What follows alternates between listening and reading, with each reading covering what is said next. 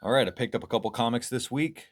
New number one issues based off of R rated films that premiered in 1984, both of which I adore, The Terminator and The Toxic Avenger. But these aren't strict adaptations of the films. These both take inspiration from the source material, but are entirely new stories with modern sensibilities. So let's get into this. Terminator first, published by Dynamite Comics, written by Declan Shelvey, and art by Luke Sparrow with Colin Cracker coloring. So there's no Arnold, no Sarah Connor. This is the story of an old couple happily living off the grid until a Terminator shows up, and these geezers have to fight for their lives. It's a real brutal tale, but the art is pretty fantastic, and these guys really nail the aesthetic and the tone, making the Terminator like a real scary threat.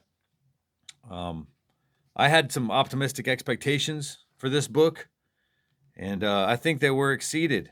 So I think this series will have like a shifting narrative with Terminators in different times. Like the next one, issue 2, takes place in Saigon at the end of the Vietnam War.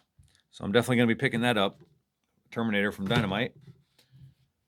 And then next is The Toxic Avenger from Ahoy Comics with the story by Matt Bors, art by Fred Harper, with Lee Luridge coloring.